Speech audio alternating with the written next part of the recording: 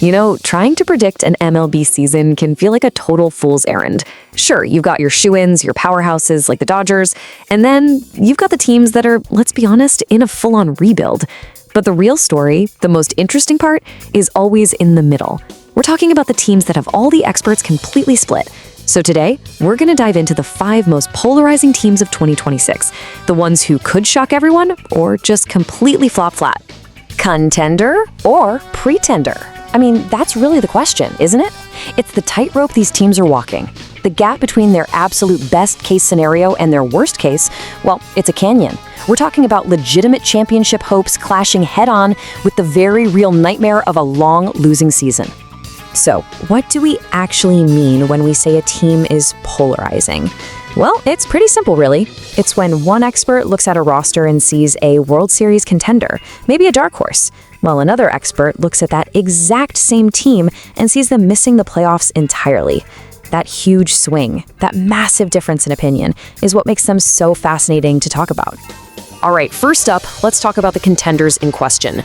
These are the teams that are ranked pretty high, but man, are they carrying some serious baggage. For these guys, the stakes are absolutely sky high, and if they fall, it could be a long way down. And our first team is a total classic, the Boston Red Sox. Now, on the surface, seeing them at number 9 seems pretty solid, right? But once you start to dig a little deeper, you realize this team is kind of built on a fault line.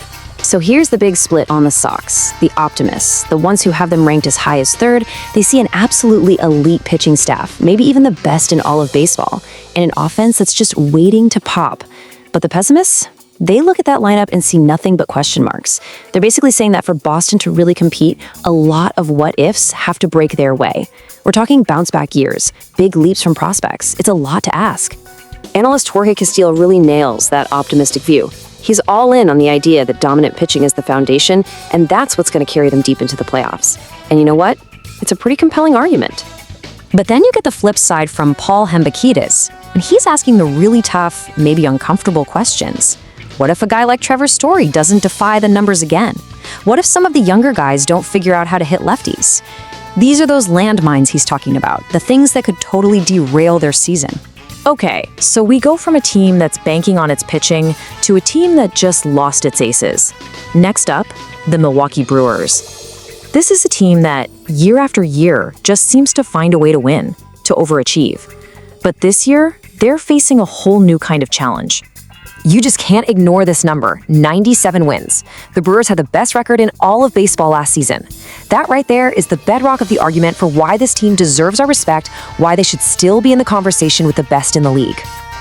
So which version of the Brewers do you believe in? Is it the team with that proven winning culture, the one that's built on smart baseball and a lights-out bullpen? Or is it the team whose tight budget might have finally caught up to them, leaving them with a starting rotation that is just full of unproven young arms? You gotta love this from manager Pat Murphy. He is not making a single excuse. He's totally embracing the youth on his pitching staff. And, you know, that confidence can be infectious. This quote says it all. Don't confuse inexperience with a lack of talent.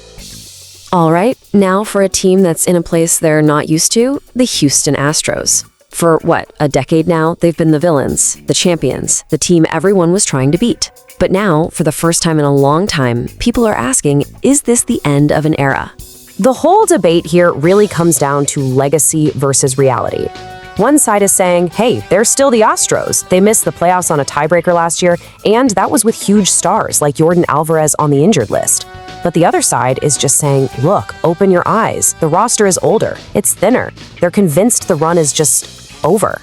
Tim Kurgian, I think, sums it up perfectly. There's just an aura, an expectation of winning that surrounds this team, and that's really hard to shake, even if the names on the back of the jerseys have changed. But Tim Cowan, he is not buying it for a second. His take is just blunt, it's final. He's basically telling everyone to face facts. That dynasty is a thing of the past. Okay, let's switch gears a little bit and talk about a different kind of polarizing team. These are the squads that are ranked a bit lower, but they are absolutely loaded with young talent and have the potential to make a massive leap forward. And first up in this group, the Cincinnati Reds. Man, this team is just electric to watch. They are so young, so talented, and it just feels like they're on the verge of exploding onto the national scene. I mean, just look at this lineup. You've got Sel Stewart, who's an absolute monster. Matt McClain is finally healthy. They brought back Eugenio Suarez and his almost 50 homer power. And oh yeah, there's this guy named Elly De La Cruz, a walking highlight reel who's only gonna get better. This offense could be a flat-out nightmare for opposing pitchers. But there's always a but, right? The optimists are all in, betting on that offense to carry them.